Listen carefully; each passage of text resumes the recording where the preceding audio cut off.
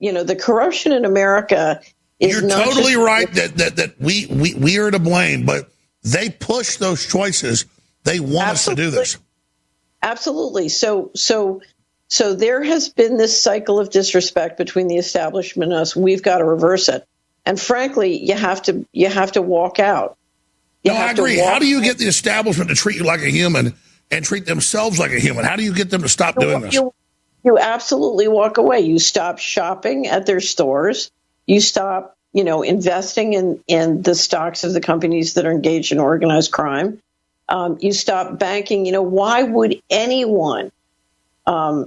We just put a fabulous compendium together of every criminal and civil settlement that JP Morgan Chase has done for the last 20 years.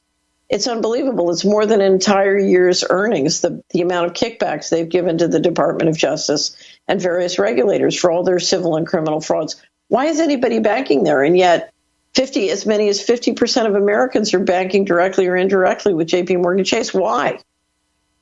So, there is a Stockholm syndrome deep in the population. And the reality is, if you're in a war and you are supplying and supporting your enemy, you're going to die. Catherine, I have a lot of smart guests on, but you're probably the smartest, or right there in the top 5. And you're absolutely right. And I myself know all this, and I want to be good, and then I just catch myself busy, and I'm like, why am I shopping with the establishment? Why am I doing this? It's just...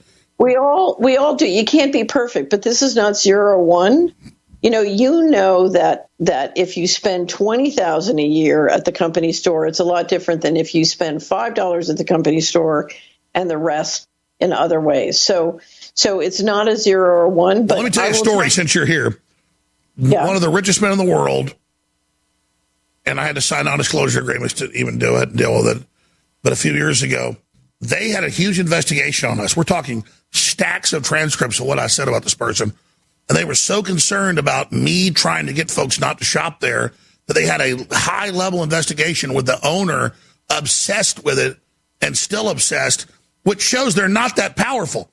Just me on air saying don't shop there, which was a little side thing for me, had the head of this thing actually scared. If everyone in America tomorrow pulled their account from the top 10 banks, because this is being run by the bankers. This is a central banker plan. This is all run by the central banks. So one of the biggest institutional players, this is BlackRock.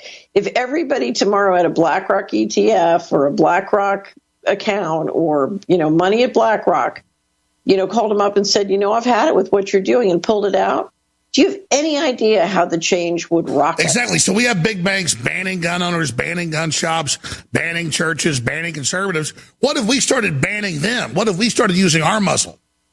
The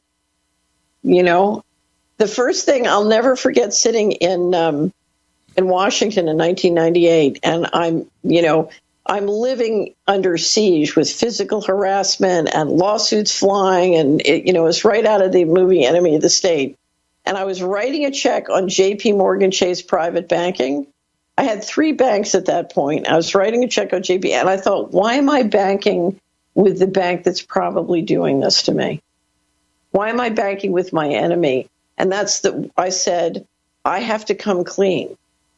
And it took me 2 years to get my companies and me all out of the big banks and into really great small banks. What I discovered is the world is full of honest bankers who would love to have our business. Oh, there's all these great little small banks.